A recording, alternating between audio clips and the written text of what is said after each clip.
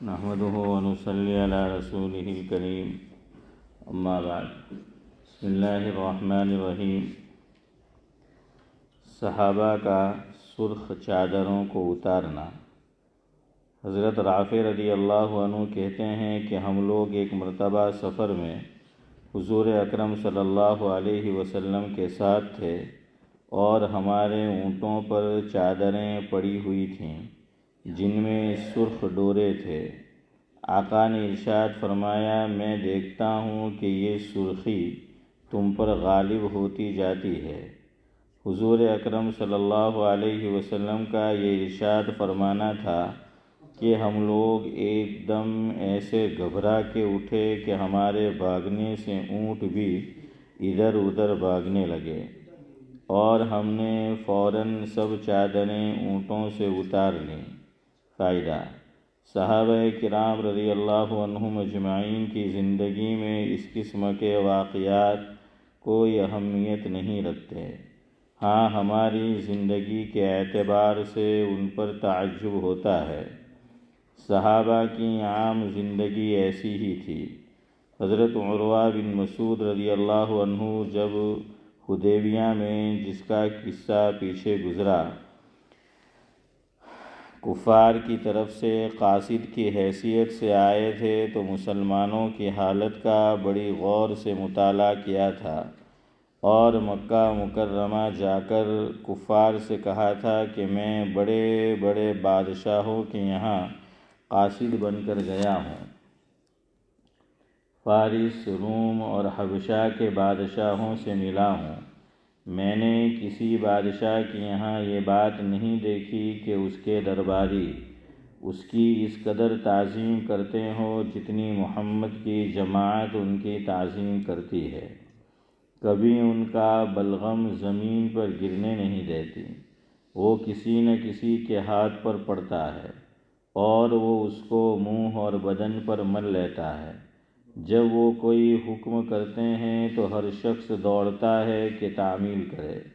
جب وہ وضو کرتے ہیں تو وضو کا پانی بدن پر ملنے اور لینے کے واسطے ایسے دوڑتے ہیں گویا آپس میں جنگ و جدل ہو جاوے گا، اور جب وہ بات کرتے ہیں تو سب چوپ ہو جاتے ہیں، کوئی شخص ان کی طرف عظمت کی وجہ سے نگاہ اٹھا کر نہیں دیکھ سکتا۔ حضرت وائل رضی اللہ عنہ کا ذباب کے لفظ سے بال کٹوا دینا۔ حضرت وائل رضی اللہ عنہ کہتے ہیں کہ میں ایک مرتبہ حاضر خدمت ہوا، میرے سر کے بال بہت بڑھے ہوئے تھے۔ میں سامنے آیا تو آقا نے ارشاد فرمایا، ذباب ذباب۔ میں یہ سمجھا کہ میرے بالوں کو ارشاد فرمایا۔ میں واپس گیا اور ان کو کٹوا دیا۔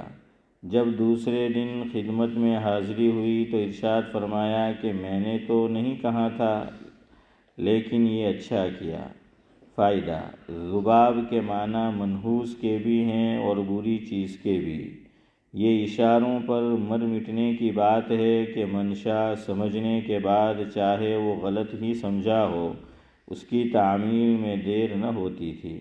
یہاں آقا نے ارشاد ہی فرما دیا کہ تم کو نہیں کہا تھا، مگر یہ چونکہ اپنے متعلق سمجھے اس لیے کیا مجال تھی کہ دیر ہوتی۔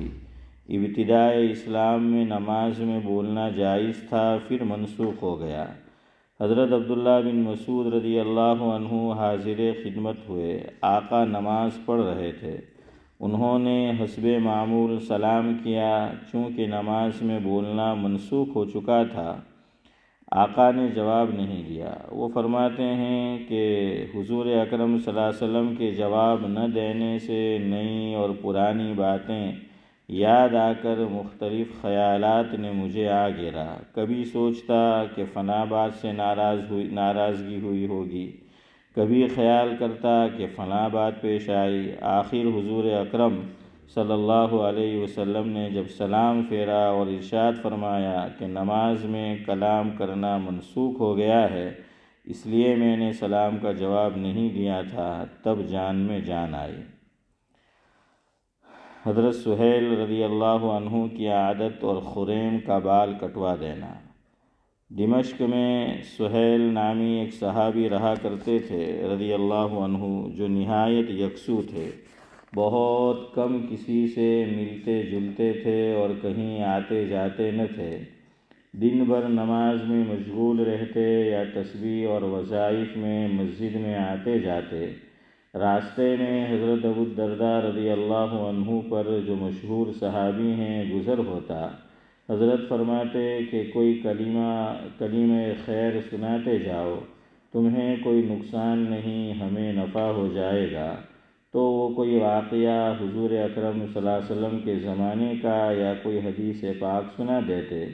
ایک مرتبہ اسی طرح جا رہے تھے، حضرت ابو الدرداء رضی اللہ عنہ نے معمول کے موافق درخواست کی کہ کوئی کلمہ خیر سناتے جائے۔ کہنے لگے کہ ایک مرتبہ حضور اکرم صلی اللہ علیہ وسلم نے ارشاد فرمایا کہ خریم اسدی اچھا آدمی ہے، اگر دو باتیں اس میں نہ ہوں: ایک، سر کے بال بہت بڑے رہتے ہیں، دوسرے، لنگی ٹخنوں کے نیچے باندھتا ہے۔ ان کو آقا کا یہ ارشاد پہنچا، فوراً چاقو لے کر بال کانوں کے نیچے سے کاٹ دیے اور لنگی آدھی پنڈلی تک باندھنا شروع کر دی۔ فائدہ: بعض روایات میں آیا ہے کہ خود حضور اکرم صلی اللہ علیہ وسلم نے ان سے ان دونوں باتوں کو ارشاد فرمایا اور انہوں نے قسم کھا کر کہا کہ اب سے نہ ہوگی، مگر دونوں روایتوں میں کچھ اشکال نہیں۔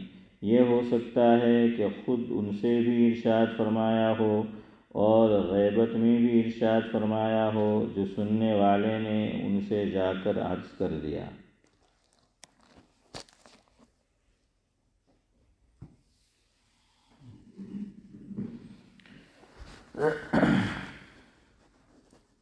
بزرگان محترم، گفتگو یہ چل رہی تھی کہ حضرت امام ابو حنیفہ علیہ الرحمہ نے اہل السنت والجماعت کی 3 علامت اور نشانی بیان فرمائی ہے۔ نمبر 1، حضرات شیخین۔ شیخین سے مراد ہے حضرت ابو بکر صدیق اور حضرت عمر رضی اللہ عنہما۔ ان دونوں کو تمام صحابہ کرام پر فضیلت دینا، یعنی تمام صحابہ کرام کی جماعت میں رتبہ، مرتبہ اور فضیلت کے اعتبار سے بڑھا ہوا کون ہے؟ حضرات شیخین، یعنی حضرت ابو بکر رضی اللہ عنہ اور حضرت عمر رضی اللہ عنہ۔ ایک علامت اہل السنت والجماعت کی یہ ہوئی۔ دوسری علامت یہ بیان فرمائی کہ مسح علی الخفین کو جائز سمجھتا ہو۔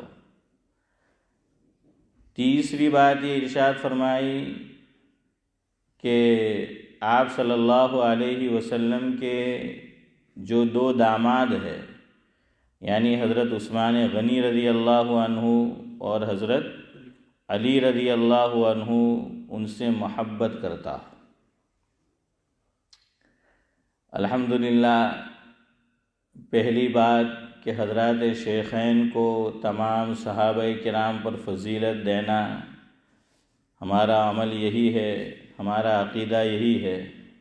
مسح علی الخفین بھی ہم صحیح سمجھتے ہیں، البتہ بعض مرتبہ تیسرے عمل میں کچھ لوگ ذرا ڈرتے ہیں کہ کہیں ہم پر روافض ہونے کا فتویٰ نہ لگ جائے، کہ حضرت علی رضی اللہ تعالیٰ عنہ سے محبت کا اظہار، حضرات حسنین سے محبت کا اظہار، حضرت فاطمہ رضی اللہ تعالیٰ عنہا سے محبت کا اظہار، اور یہ چیز پہلے سے چلی آئی ہے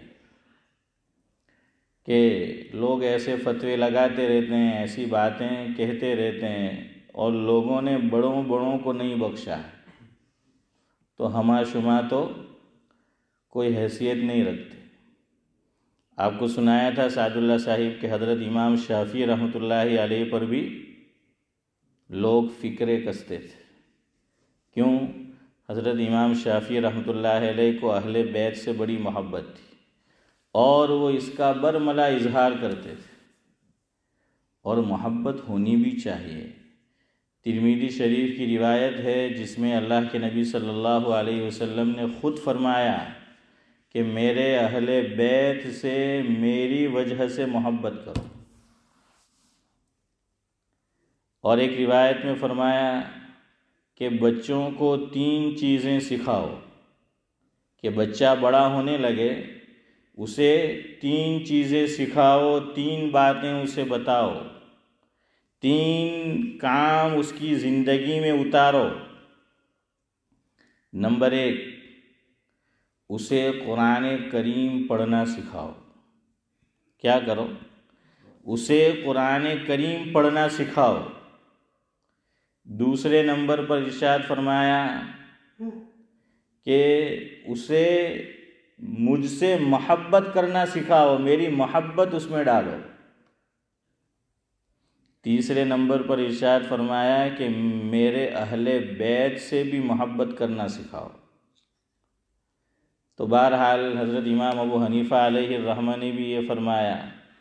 حضرت امام شافعی رحمۃ اللہ علیہ، شروع میں آج میں نے اشعار اسی لیے نہیں پڑھے اور اسی لیے سعد اللہ صاحب نہیں سنائے کہ آج حضرت امام شافعی کے اشعار آپ کو سنانے ہیں، اور یہ اردو میں نہیں ہوں گے، کس میں ہوں گے؟ فارسی میں۔ سبحان اللہ۔ اسی لیے میں نے ابراہیم بھائی نہیں بولا کہ ہاں، میں نے کہا دیکھتا ہوں کہ کیا کرتے ہیں، تو میں چاہتا تھا اشرف بھائی کہ یہی بولے، آپ لوگ کچھ نہ بولے، اور ایسا ہی ہوا ابراہیم بھائی کہ شیخ زمن بولیں گے اور کہنے لگے فارسی میں۔ تو بہرحال عربی میں، فارسی میں کہاں ہوگا؟ تو حضرت امام شافعی رحمۃ اللہ علیہ جو میں آپ کو سنا رہا ہوں 2 الگ الگ حصے ہیں۔ وہ کہتے ہیں، ایک جگہ لکھتے ہیں خود حضرت امام شافعی رحمۃ اللہ علیہ، ذاکر بھائی شاعر بھی تھے اور عربی میں انہوں نے اشعار کہے ہیں۔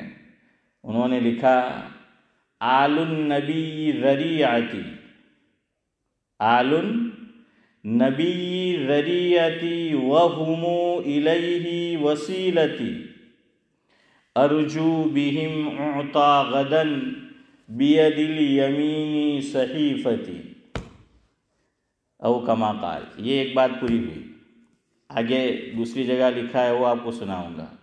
کیا کہا اس شعر میں امام شافعی رحمۃ اللہ علیہ نے؟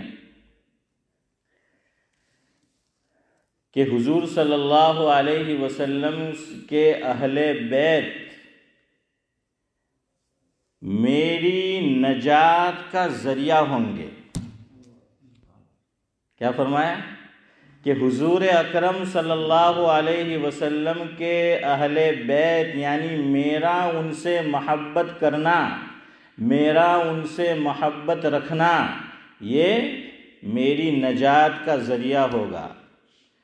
اور میں، یعنی حضرت امام شافعی علیہ الرحمہ، اللہ تعالیٰ کے حضور میں، اللہ تعالیٰ کے دربار میں، اللہ تعالیٰ کی بارگاہ میں بطور وسیلہ انہی کو مانتا ہوں کہ میں وسیلہ دوں گا۔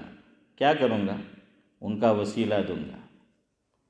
دیکھیے، ہم لوگ بھی وسیلے کے قائل ہیں، سمجھ آئے نا؟ ہاں، ایک مستقل بحث ہے، تو خیر میں اس میں نہیں جاتا، باقی ہم اس کے قائل ہیں۔ ایک بڑے سیاح گزرے ہیں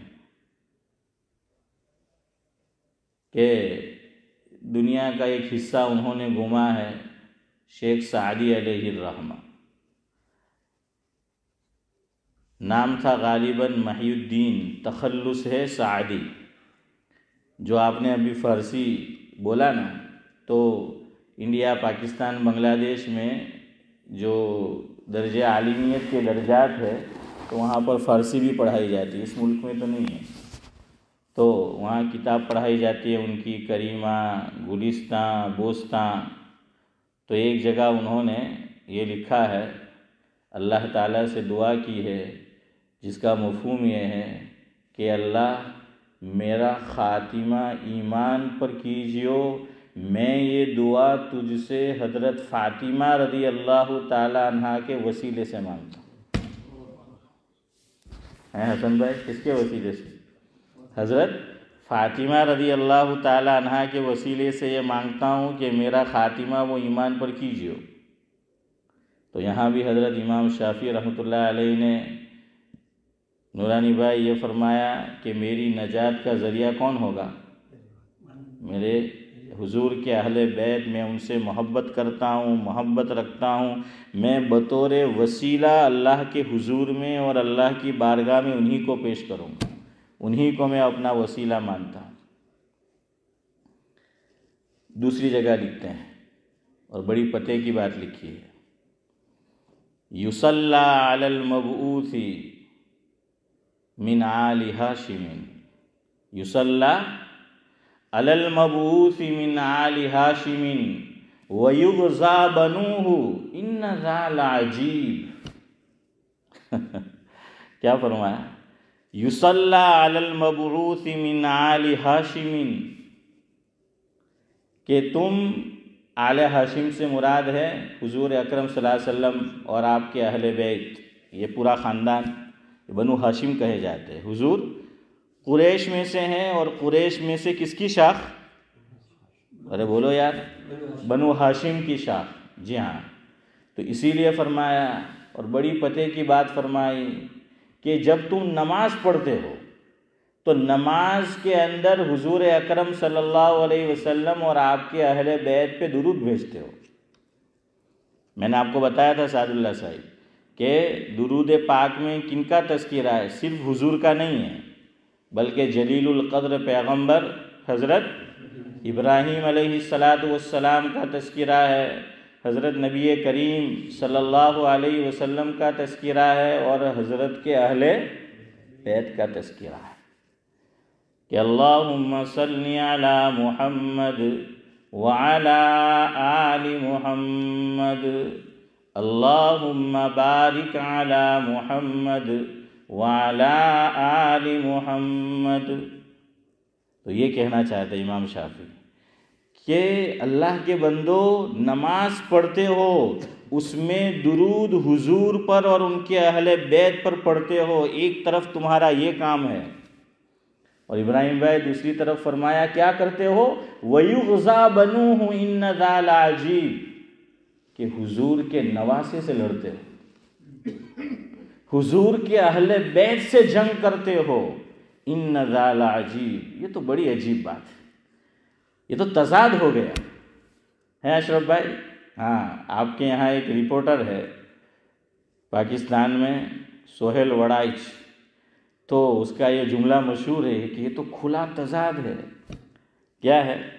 کھلا تضاد ہے۔ تو یہاں امام شافعی یہی فرماتے ہیں کہ بھئی یہ تو کھلا تضاد ہے، ایک طرف نماز میں اہل بیت سے محبت یہ جھٹلاتے ہو، اور دوسری طرف کیا کرتے ہو اہل بیت کے ساتھ۔ اردو کے شاعر نے یہ نظم، یہ کلام کل بھی آپ کو کچھ سنایا تھا، پہلے بہت سنایا جاتا تھا۔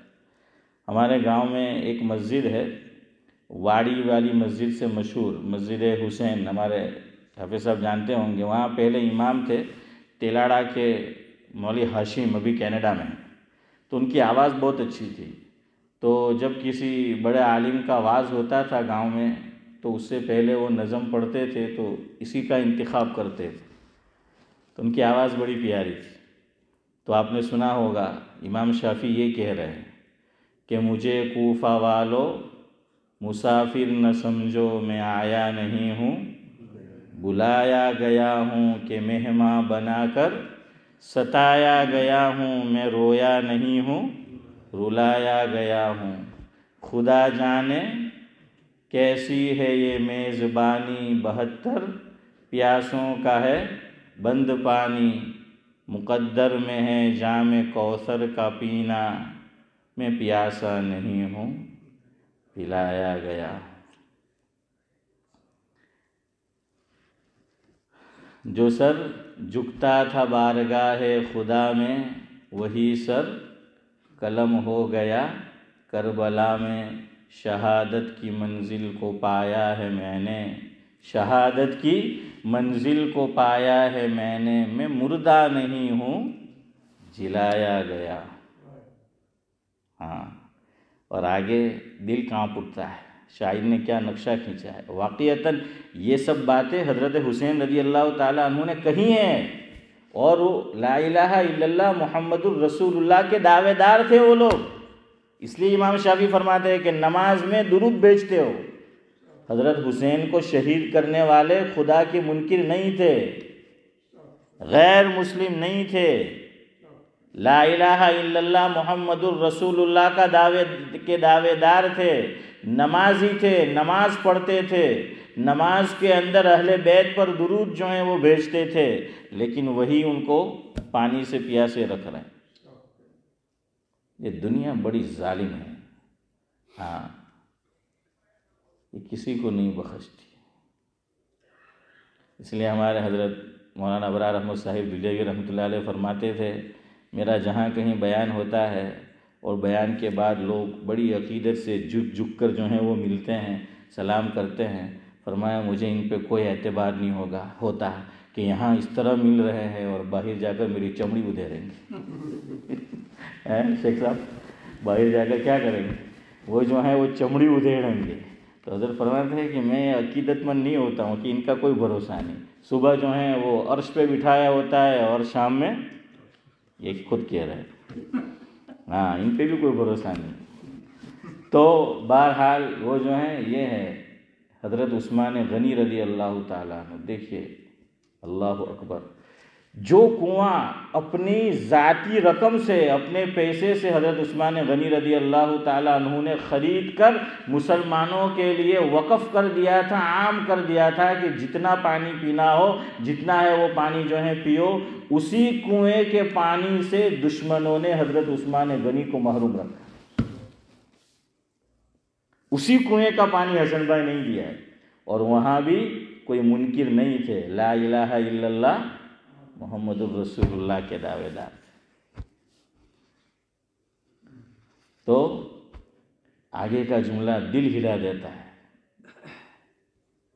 میں سنتا ہوں، پڑھتا ہوں، کئی مرتبہ آنکھوں سے آنسو جاری ہو جاتے ہیں کہ حضرت حسین رضی اللہ تعالیٰ عنہ نے یہ کہا ہے، چونکہ عورتیں بھی تھیں، چھوٹے بچے بھی تھے، لیکن ان کو رحم نہیں آیا۔ کیا کہا سنیے، ہے بابا علی، ہے بابا علی ماں میری فاطمہ ہے بابا علی ماں میری فاطمہ ہے، میں بھائی حسن کا نانا خیر الورا ہے۔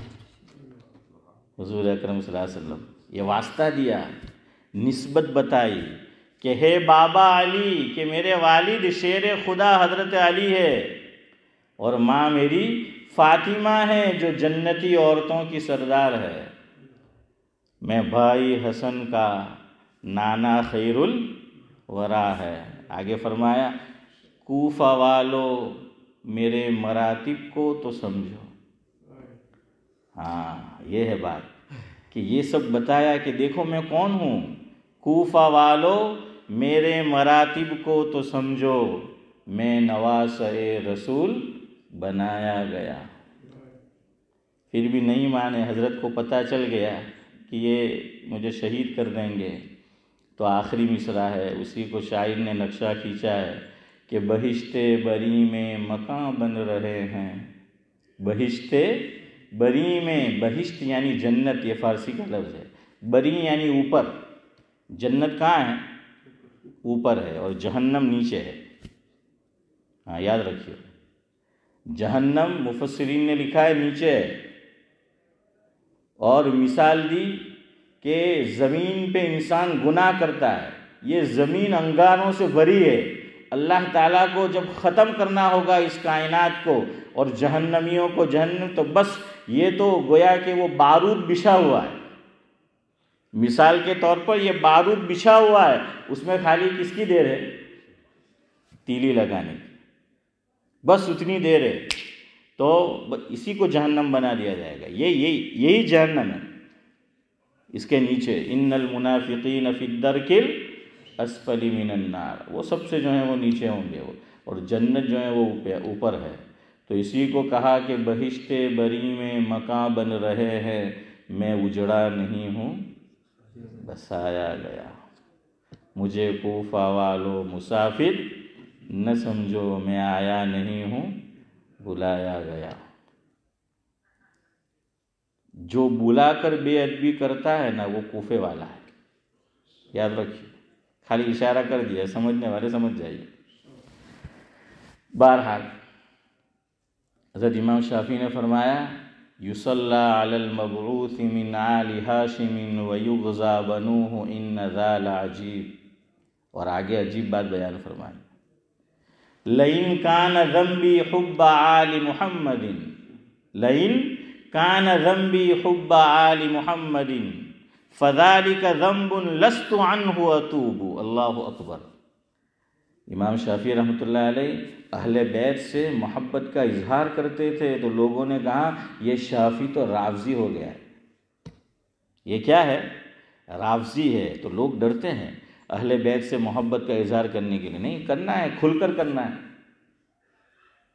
تو امام شافعی کو جب پتہ چلا کہ لوگ میرے بارے میں ایسی باتیں کرتے ہیں، مجھے رافضی کہتے ہیں اہل بیت سے محبت کی وجہ سے، تو امام شافعی نے فرمایا لئن کان ذنبی حب آل محمد، کہ اگر تمہاری نظر میں اہل بیت سے محبت کرنا گناہ ہے، فذالک ذنب، یہ گناہ میں کرتا رہوں گا۔ کیا فرمایا؟ فذالک ذنب، یہ گناہ میں کرتا رہوں گا، لست عنہ اتوب، اور زندگی بھر اس سے توبہ نہیں کروں گا۔ گناہ سے کیا کیا جاتا ہے؟ توبہ نا۔ فرمایا کہ یہ گناہ نہیں ہے، لیکن تمہاری نظر میں گناہ ہے تو یہ گناہ میں کرتا رہوں گا اور زندگی بھر اس سے توبہ نہیں کروں گا۔ بہرحال آگے بھی انہوں نے پھر وہی بات کہی ہے کہ ہم شفعائی یوم حشری و موقفی اذا ما بدت للناظرین خطوب، آخری مصرع ہے۔ فرمایا کہ اہل بیت کی محبت اس دن، جس دن آنکھیں اللہ تعالیٰ کے عذاب کو دیکھ کر پھٹی کی پھٹی رہ جائے گی اور میدان محشر میں لوگ پریشان ہوں گے، فرمایا یہی اہل بیت کی محبت میرا بیڑا پار کر دے گی۔ بہرحال یہ تین باتیں آپ کو مجھے بتانی تھی، تو تیسرے کی کچھ تشریح کر دی کہ ہم لوگ ڈرتے ہیں ذرا، تو اس وجہ سے پتہ نہیں بڑے میاں کو یاد ہے یا نہیں ہے، شیخ زمن کو، یہ کچھ سال پہلے مجھے کہنے لگے ابراہیم بھائی کہ اپنی مسجد میں ان کے دریک بیان تھا، ان کے دریک ٹاپک پر، પણ એમ કે કરબલા પર ને હઝરત હુસૈનની શહાદત પરની થાય એમ યાદ હે या बुद्धि सांथी बुद्धि नाठी हैं। तो मुझे कहने लगे सर ये, मैंने कहा ये प्रॉब्लम है भाई, हर आदमी की अपनी चॉइस, कि ये नहीं हुआ था कि એમ પાછા કહેવું ભારે હે જાગીર ભાઈ, તો કે બધું થાય પણ આ જ નહીં થાય, એટલે એમ નહીં કહેવાનું કે તમે કંઈ નહીં કરે। મેં કે હા ભાઈ બધાની અલગ અલગ ચોઈસ છે, હેલો કે આ થાય ને હેલો નહીં થાય, એમ કે હવે જ્યાં થાય ત્યાં તો તમે હોય નહીં, یہ تو خیر ہوتے ہیں ماشاءاللہ۔ تو بہرحال یہ بھی ہم نے سلسلہ شروع کیا تھا اور کبھی آپ کو بتایا تھا، چلے کل جو بات چل رہی تھی ادھر آئے۔ ایک خاتون کا، عورت کا مجھ پر آج واٹس ایپ آیا کہ مول صاحب کل آپ نے جو سمجھایا تھا مسح اور غسل کا فرق، یہ میری سمجھ میں نہیں آیا ہے نورانی بھائی، ان کی سمجھ میں نہیں آیا۔ خیر اچھی بات ہے، انہوں نے سمجھنا چاہا، تو میں نے تو کوئی جواب نہیں دیا، ان کو رپلائی نہیں کیا۔ میں نے سوچا چلو آج پھر سمجھا دیں گے، ویسے بھی بات وہیں سے شروع کرنی تھی تو جلدی جلدی سمجھے۔ دو جملے ہیں، دو لفظ ہے، مسح اور غسل۔ غسل نہیں بولنا ہے یہاں، مسح کے مقابلے میں غین پر زبر، ایک طرف مسح میم پر بھی زبر ہے، اور یہاں اس کے مقابلے میں غسل نہیں بلکہ غسل۔ ہاں اشرف بھائی یہ میں اس لیے بولوں ورنہ باہر جا کر یہ کہیں گے مول صاحب نے تو غسل بولتا بھی نہیں آوڑا، غسل کہتا ہوتا ہے، تو حسن بھائی منت کہیں نہیں دھوئے لاکھ، تو اس لیے پہلے ذرا وضاحت کر دوں، ایک ہے مسح اور دوسرا ہے غسل۔ مسح کا لغوی معنی ہے ہاتھ پھیرنا، خالی ہاتھ پھیرنا، چاہے ہاتھ تر ہو یا خشک ڈرائی ہو۔ شریعت کی اصطلاح میں مسح کا معنی ہوتا ہے تر ہاتھ پھیرنا، تر ہاتھ پھیرنا۔ اس کے اندر قطرے نہیں گرتے، چھینٹے نہیں پڑتے، ڈراپ نیچے نہیں آتے۔ یہ مسح، رب جس کو انگلش میں کہیں گے کہ رب، یہ کرنا۔ غسل، غسل کہتے ہیں کہ کسی عضو کو ہم دھوئے تو دھونے کے بعد 2-3 قطرے زمین پر نیچے جو ہیں وہ گرے ٹپکے، 2 نہیں تو کم از کم 1 قطرہ جو ہے وہ نیچے ٹپکنا چاہیے، تب جا کر کہا جائے گا کہ یہ دھویا گیا۔ اور قرآن کریم نے کیا فرمایا کہ چہرہ اور ہاتھ کوہنیوں سمیت اس کو دھونا ہے، اور پاؤں اس کو بھی دھونا ہے۔ لیکن اگر چمڑے کا موزہ یا جس پر مسح صحیح ہے وہ اگر پہنا ہے تو پہلی مرتبہ تو وہاں بھی دھونا ہے، اور دھونے کے بعد پھر اس کو جو ہے وہ پہننا ہے۔ تو گویا 3 چیزوں کو دھونا ہے وضو میں، اور چوتھے کا کیا کرنا ہے؟ مسح کرنا ہے۔ اب میں آپ کو سمجھاتا ہوں، انشاءاللہ آپ کو سمجھ آ جائے گی۔ پہلے مسح کو لے لیجئے۔ مسح میں ہم عام طور پہ کیا کرتے ہیں؟ مسح سے پہلے کون سا وضو ہے؟ ہم چہرہ دھوتے ہیں، چہرہ دھونے کے بعد ہم ہاتھ کوہنیوں سمیت جو ہیں وہ دھوتے ہیں۔ اب دھونے کے بعد یہ الٹا ہاتھ جو ہے ہم نے دھویا، پھر ادھر دیکھے کیا کرتے ہیں صالح بھائی، کہ وہی جو ہاتھ میں پانی ہے ہمارے لیا ہے اسی کو یوں کرتے ہیں، یوں پیچھے لے گئے، اور کئی لوگ تو پھر یوں کر دیتے ہیں پیچھے لے جانے کے بعد، اور پھر یوں، اور کچھ لوگ یوں کرتے ہیں، پیچھے لے جائیں گے اور واپس آگے لائیں گے ہیں، اور اس کے بعد پھر گردن کا مسح۔ یہاں ایک بات یاد رکھو، گردن کا مسح کرنا ہے، گلے کا مسح بدعت ہے، یاد رکھیے۔ یہ گردن اور گلے میں فرق ہے۔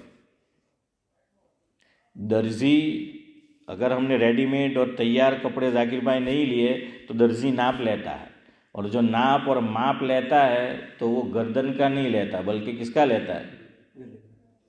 اشرف بھائی گلے کا لیتا ہے نا، وہ گلے کا ماپ لیتا ہے، یوں یہاں۔ تو یہ ہے گلا اس کو، اور گردن صرف اس کو کہیں گے، یہ جو حصہ ہے۔ تو ادھر دیکھو، اگر مسح کرنا ہے بس اتنا، اگر آپ اور میں یوں کریں گے یہ بدعت ہو جائے گا۔ یہ مسئلہ تعلیم الاسلام میں بھی لکھا ہے، ویسے بڑی کتاب میں بھی ہے لیکن میں آپ کو آسان کتاب کا حوالہ دیتا ہوں۔ تو تعلیم الاسلام میں بھی لکھا ہے کہ گلے کا مسح کرنا کیا ہے؟ یہ ذاکر بھائی بدعت ہے۔ تو اس لیے گلے کا مسح نہیں کرنا ہے بلکہ کس کا مسح کرنا ہے؟ گردن کا مسح کرنا ہے۔ یہاں بات نکلی ہے تو سمجھو، اس مسئلے میں علماء میں اختلاف ہے کہ گردن کا مسح بھی کرنا ہے یا نہیں کرنا ہے۔ حضرت مولانا مفتی سعید احمد صاحب پالنپوری نور اللہ مرکزہ، حضرت سے میں نے خود حضرت جس کمرے میں آرام فرما ہوتے وہاں سنا تھا، حضرت سے پوچھا گیا کہ گردن کا مسح کرنا کیسا ہے؟ دیکھیں یہ گردن کا مسح سنت نہیں ہے، یاد رکھیے، مستحب ہے۔ گردن کا مسح کیا ہے؟ مستحب ہے۔ تو حضرت نے فرمایا کہ بعض علماء نے مستحب کہا ہے لیکن میں وضو میں گردن کا مسح نہیں کرتا۔ اتنی زور سے باتیں کرتے ہیں، عجیب ہے اللہ کے بندے ہیں، کہ حضرت نے فرمایا کہ میں نہیں کرتا وضو کے اندر۔ یہ میں نے خود سنا کمرے کے اندر، کبھی وضو بناتے ہوئے تو میں نے نہیں دیکھا کہ کیا یا نہیں کیا، لیکن حضرت نے فرمایا کہ میں نہیں کرتا۔ ایک اور عمل تھا حضرت کا، وہ بھی آپ یاد رکھیے، کبھی آپ جلدی میں ہیں تو کام دے گا۔ اس میں بھی حضور صلی اللہ علیہ وسلم سے الگ الگ روایت مروی ہے۔ جمعہ کے بعد کتنی رکعت سنت مؤکدہ؟ ہم 6 رکعت کہتے ہیں، ہمیں یہی سکھایا گیا بچپن سے، لیکن صرف 2 بھی کافی ہے، 4 بھی کافی ہے، 6 بھی کافی ہے۔ 6 پڑھے تو نور علی نور، جتنا گڑ ڈالو گے اتنا ہی میٹھا جو ہے وہ ہوگا۔ ارے شوگر سے دھیرے بولو نہیں ہے ماشاءاللہ تو اچھا ہے دیکھا ہاں اسی لیے بہت جلدی بولا. تو حضرت سے پوچھا کہ حضرت آپ کا کیا معمول ہے؟ حضرت نے فرمایا کہ اگر میں سنت مسجد میں پڑھتا ہوں تو 4 پڑھتا ہوں، گھر جا کے پڑھتا ہوں تو 2 پڑھتا ہوں. اور یہ تو میں نے بھی نوٹس کیا، ہم تو 12 پڑھتے ہیں، حضرت عام طور پہ 4 پڑھ کے چلے جاتے تھے، کبھی 6 بھی جو ہیں وہ پڑھ لی. لیکن یہ مسئلہ آج جان گئے تو اب عمل چھوڑ مت دیجیے. ہاں ورنہ حسن بھائی سوچیں گے کہ وہ مول صاحب આખા બયાનમાં આ વાત બહુ ભારે બતાવી હવે આજ જુમ્માથી ઇન્શાઅલ્લાહ આપણો અમલ ચાલુ આગળ ઇમ્તિયાઝ છે કે આજ જુમ્માથી એમ કે ચાલू એમ કે हाँ देख मुझे भी पता है, मैं भी जहाँ तक हो सकता है पूरी पढ़ता हूँ, आपने देखा होगा. तो ये इसलिए नहीं पढ़ना कि अमल में कमज़ोर हो जाए, इसलिए नहीं सुनना है, बल्कि कभी इमरजेंसी हो जाए, जल्दी हो तो वहाँ ये चीज़ क्या होगी इब्राहिम भाई, वो काम देगी. समझ आया कि नहीं? और वो बड़े लोग थे, वो बड़े जो हैं वो अमल करे, उन्होंने बड़े काम किए, हमको यही काम करने के यही काम आएंगे. समझ आया कि नहीं? तो लेकिन अगर कभी किसी मस्जिद में इमाम साहिब या कभी जल्दी से 2 पढ़ के 4 पढ़ के जो है चले जाए तो बदगुमान, यहाँ तो नहीं बोलता है अशरफ भाई, हाँ जहाँ हमारी बारी आती है ना वहाँ तो सपोर्ट करते नहीं, तो वहाँ शेख ज़मान नूरानी भाई नहीं बोलते, जहाँ गोदो मारवाना तुम्हारे. तो बहरहाल हसन भाई क्या है, 2 पढ़े तो अभी काफ़ी. अच्छा मस्जिद में क्यों 2 नहीं पढ़ते हजरत, उसकी वजह भी समझो. फुकाहा ने लिखा है कि इमाम ने जैसी नमाज पढ़ाई, 2 रकत वाली पढ़ाई, 4 रकत वाली पढ़ाई, उसके बाद वैसी ही नमाज मत पढ़ो सबके सामने. अब्दुल हफीज़ भाई समझ आ रहा है क्या फरमाया कि जैसी इमाम ने नमाज पढ़ाई वैसी नमाज फ़ौरन मत पढ़ो. क्यों? बदगुमानी होगी लोगों को कि ये इमाम के साथ नमाज पढ़ रहा है लेकिन शायद वो इस इमाम के पीछे नमाज पढ़ना नहीं चाहता, ये इसको लौटा रहा है, वो तो पूछने तो नहीं आएगा, ये बदगुमानी होगी. अब आप कहें हैं शेख ज़मन कहने लगे कि अपना बाप में हो जाए, ये बदगुमानी करें ये जान नहीं, शरीयत में है ऐसा काम मत करो किसी को बदगुमानी पैदा हो, ऐसा काम करने का भी नहीं कि किसी को बदगुमानी पैदा हो. और अगर हमें शक है कि उसको बदगुमानी पैदा हो सकती है या शैतान उसको बदगुमान कर सकता है तो उसको वाज़ह कर दो, बता दो. जैसे हुजूर अकरम सल्लल्लाहु अलैहि वसल्लम का अमल, बुखारी शरीफ की रिवायत है, मफ़हूम है कि हुजूर सल्लल्लाहु अलैहि वसल्लम एतिकाफ़ में थे, एक अम्मी जान हज़रत की ज़ौजा मिलने आई, आपको पर्दे में थी, 2 सहाबी वहाँ से गुज़र रहे थे, सहाबी है वहाँ से गुज़र रहे थे. आप सल्लल्लाहु अलैहि वसल्लम ने दोनों को बुलाया, इधर आओ, और कहा कि ये जो खातून है पर्दे में है, बापर्दा है, ये जिनसे मैं बात कर रहा हूँ मेरी बीवी है. हाँ ये बुखारी की रिवायत है, और सहाबी है दोनों, जलीलुल क़द्र सहाबी है. दोनों को बुलाया कि इधर आओ, उन्होंने देखा और वो जाने लगे, कहा इधर आओ, और कहा ये मेरी बीवी है, यानी उनकी भी माँ हमारी भी माँ. अन्नबिय्यु औला बिल मुमिनीन मिन अनफुसिहिम व अज़वाजुहु उम्महातुहुम. उस मौके पर फिर हुजूर ने एक जुमला इरशाद फरमाया जो बहुत मशहूर है, आपने भी सुना होगा, उलमा भी इसको कोट करते रहते, इन्न शैतान यजरी मिनल इंसानी मजरत दम औ कमा क़ाल अलैहि सलातु वस्सलाम.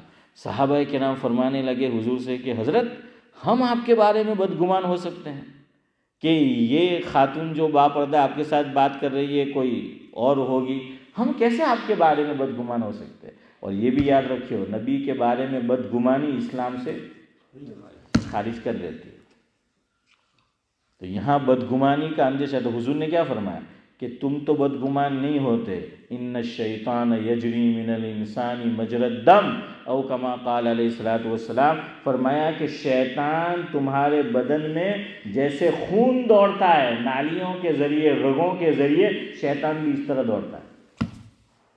तो कहीं वो तुम्हें मेरे बारे में बदगुमान न कर दे. इसलिए यहाँ ये नहीं सोचने का कि આપણે 2 पढ़े ये विचारे આપણે 4 पढ़े तो આપણને હું नहीं, बदगुमान मत करो.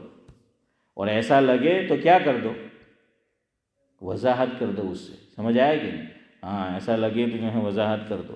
ایسا ہمارے ساتھ ہوتا تھا. امتیاز، حافظ امتیاز، میں راندیر پڑھتا تھا، اب انجمن ہوتی تھی، رات کو آنا ہوتا تھا، اب ہم ادنا دروازہ اترتے تھے، وہاں سے اب لاجپور آنا ہے تو ٹرک ہے، ٹیمپو ہے، ٹرالی ہے، جو بھی ہے، بس تو کم ملتی تھی، ہاتھ کرنا ہوتا تھا. اب وہاں ٹاکیز تھی ایک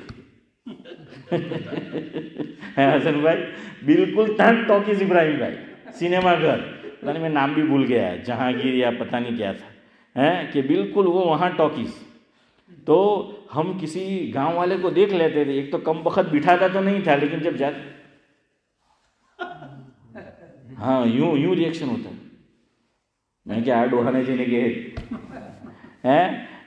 حافظ صاحب گیڑ جینے کہ تو ہم گھر آ کر پہلے ہی وضاحت کرتے تھے کہ بھائی تو ٹاکیز پر اچھا بعض مرتبہ ادھر شو چھوٹ رہا ہے، ہاں یہ شو چھوٹ رہا ہے، شو چھوٹنے کا ٹائم، اور ہمارا وہاں کھڑے رہنے کا. اپنے کہ کاگ نے بیہو نے ہاں ابراہیم بھائی تھے وہ تو گھیر آئی نے وجہ کہ آپ بدگمانی نہیں کرے، نہیں تو ویک میں ایک وقت آوے نے تا ہو تنبیہ الغافلین، تا ہو تنبیہ الغافلین، نہیں ہو تنبیہ الغافلین. تو بہرحال وہ بدگمان نہیں ہو جائے تو ہم بتا دیتے تھے کہ دیکھو بھائی ہم پکچر دیکھ کے نہیں نکلے. خیر بہرحال تو بدگمان نہیں کرنے کا. اس لیے یاد رکھو کبھی ظہر سے پہلے سنت قضا ہو جائے، چلو ابھی آج وقت ہو گیا ہے، مسح اور غسل کے سمجھانے کا وقت نہیں رہا، لیکن جلدی جلدی آپ کو بتا تو دیا ہے میں نے. مسح میں ڈراپ اور قطرے نیچے نہیں ٹپکتے تر ہاتھ سے، اور غسل میں ٹپکتے، بس یہ فرق ہے. لیکن پھر بھی چلو کچھ مثالوں سے آپ کو سمجھائیں گے. میں کیا آخری کہہ رہا تھا، ہاں یہ بات کہہ کر ختم کروں کہ بدگمانی نہ ہو. اب سنو، ظہر سے پہلے اگر ہماری سنت مؤکدہ رہ گئی، چونکہ نماز کا وقت ہے، 1-1.5 منٹ باقی ہے، تو اب کھڑا نہیں ہو جانا ہے، سمجھ آئے گی؟ ہاں تو اب ظہر کے بعد کیا کرنا ہے؟ ایک تو ہماری 4 رکعت تو اشرف بھائی سنت مؤکدہ چھوٹی ہی ہے، اب اس کے بعد 2 ہے. اب امام صاحب نے جو نماز پڑھائی ظہر کی وہ 2 رکعت ہے یا 4 رکعت ہے؟ فرض 4 رکعت ہے، اور ہماری پہلے کتنی چھوٹی ہے؟ 4. تو اب 4 مت پڑھو، یوں سوچو کہ یہ پہلے چھوٹی تھی، اس کو پہلے پڑھوں، سمجھ آئے کہ نہیں؟ فرمایا کہ تم 4 پڑھو گے، کسی نے دیکھا سلے بھائی تو وہ کیا کرے گا کہ بدگمان ہوگا، کیا એવું લાગે کہ ઇમામના પછાડી અને કંઈ ડગુ મગુ લાગતું છે. ہاں سمجھ آئے نا، یہ بدگمانی ہوگی. اس لیے کیا کرو، 2 پڑھو، اور 2 کے بعد پھر 4 پڑھو. ایک تو یہ فائدہ. دوسرا، ایک ٹرین تو لیٹ ہوئی ہے، دوسری کو کیوں لیٹ کرتے سمجھ آئے گی؟ 4 تو لیٹ ہو ہی گئی ہے، اب فرض نماز کے بعد پھر پہلے 4 پڑھیں گے تو جو 2 پہلے پڑھنی تھی وہ کیا ہو جائے گی، اور ڈیلے اور لیٹ ہو جائے گی. اس لیے پہلے اس کو پڑھو. تو حضرت مفتی سعید احمد صاحب پالنپوری رحمۃ اللہ علیہ نے فرمایا مسجد میں جمعہ کو سنت پڑھتا ہوں تو 4 پڑھتا ہوں، چونکہ جمعہ میں امام نے فرض کتنی رکعت پڑھائی؟ 2. اب حضرت بھی 2 پڑھیں گے تو جواب دو، بدگمانی.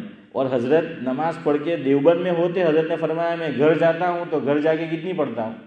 2 پڑھتا ہوں. اب گھر میں تو کون دیکھنے آئے گا، ہے نا، وہاں تو وہ بات رہی نہیں، تو مسجد میں تو 4 پڑھو. دوسرا، آپ صلی اللہ علیہ وسلم کے ساتھ بھی ایسا ہوا تھا. ابن ماجہ میں روایت ہے کہ حضور تو امام ہوتے تھے، حضور کی 4 رکعت رہ گئی پڑھنی سنت، کہیں تشریف لے گئے تھے، وقت ہو گیا، آ کر جو ہے وہ پڑھا دی. تو آپ صلی اللہ علیہ وسلم نے پہلے 2 رکعت پڑھے ہیں نماز کے بعد، اور پھر 4 پڑھے. یہاں سے علماء نے ایک مسئلے پر اور بحث کی کہ گنجائش نکلی، امام کبھی لیٹ ہو جائے اور ظہر کی سنت اس نے نہیں پڑھے ہیں، تب بھی وہ امامت بولو، ہاں یہ بولتے نہیں ہیں کہ وہ کیا ہے کرا سکتا ہے. یہ نہیں کہ او ہو એમ કે અમુક વાર શું થાય જાય કે ભાઈ બંને મોડી સંગતિ હાથે જ આવતા હોય ઇમામ બી હાથે ને મુક્તદી બી હાથે. હવે આપણને જોયા જ કરે કે જોઈ જો કેટલા વાગે પહોંચે, ہاں وضو کروا گયો آئیو تو کہ تھے کہ نہیں. آج میرے ساتھ ایسا ہی ہوا، میں نے اشرف بھائی کو ظہر میں کہا، وہ ہمارے مہمان تھے تو میں ان کو کھانا کھلا رہا تھا تو ذرا لیٹ ہو گئے. اب برتن صاف کرنے تھے، میرا وضو باقی تھا، سنت باقی. میں نے اشرف بھائی کو کہا کہ اشرف بھائی اب میں دھونے جاؤں گا تو لیٹ ہو گیا. میں نے کہا اشرف بھائی میں نے وہ دھوئی نہیں ہے. اشرف بھائی نے کہا میں نے سنت پڑھ لی ہے, میں دھو لیتا ہوں. تو انہوں نے دھو لیے, میں نے وضو کے اعضاء دھوئے اور پھر سنت جو ہے وہ آ کر پڑھی. تو ایسا ہو جاتا ہے. لیکن کبھی ویسے مقتدی ہوتے ہیں تو بعض ائمہ پھر احتیاط بھی کرتے ہیں, ورنہ مسئلے کی روح سے جائز ہے, بعد میں امام پڑھ لے گا کیا ہوا. ہمارے حضرت مفتی عبدالرحیم صاحب لاجپوری رحمۃ اللہ علیہ, ہمارے ابراہیم بھائی کے ان کے والد استاد ہوتے ہیں نا, استاد ہوتے تھے نا مولانا عبدالکریم صاحب, حضرت نے 63 ایئرس نادر حجیرہ مسجد میں امامت کرائی. کتنے ایئرس؟ 63. اشرف بھائی ایک ہی جگہ پر. આપણે તો 20-25 વર્ષ હતા કે આ પીપોડી તો બહુ સાંભળી હવે બદલો હશે હે હસનભાઈ, તો કે આ 20 વર્ષથી એક જ પીપોડી વાગા કરતી છે એમ કે હવે બદલો હશે. تو وہ 63 ایئرس امامت کرائی. ان کے داماد تھے قاضی ماما, سید خاندان سے تھے, محی الدین اور حضرت کے داماد تھے. وہ جلدی آ جاتے, میرے استاد ہوتے, میں نے علم السیغہ پڑھی ہے. تو مفتی صاحب کی عادت کیا تھی, وہ فتویٰ لکھنے بیٹھ جاتے تھے. فتویٰ لکھ رہے, جواب لکھ رہے اور امام بھی تھے. ایک دم سے نگاہ پڑی کہ وہ یہ تو ظہر کی نماز کا ٹائم ہو گیا جماعت کا. وضو تو ہوتا تھا حضرت کا. تو میں نے خود ان کے نواسے سے سنا کہ نانا جان ابراہیم بھائی دوڑتے تھے, بھاگتے تھے. میں نے کہا نہیں, پبلک تھوڑی چھوڑتی ہے. تو نانا جان بھاگتے بھاگتے آتے تھے اور وہ سمجھ جاتے ان کے داماد. تو حضرت اشارہ کر دیتے کہ میری سنت باقی ہے, سنت پڑھنے جاؤں گا تو کیا ہوگا, لیٹ ہوگا. اور مقتدی میں ہر قسم کے ہوتے ہیں, کچھ صبر کرتے بھی ہے اور کچھ میں نہیں بولوں گا, ہاں آپ بولو. تو بہرحال وہ ہوتا ہے. تو حضرت امامت نہیں کراتے تھے, ان کے داماد نماز پڑھا لیتے تھے. کیوں امامت نہیں کرائی؟ اس لیے کہ یہ تقوی پہ عمل کرتے تھے, فتوے پہ نہیں کرتے تھے. تو فتوے پہ بھی کر سکتے ہیں اور تقوی پہ بھی کر سکتے ہیں. سبحان اللہ و بحمدہ, سبحانک اللہم و بحمدک.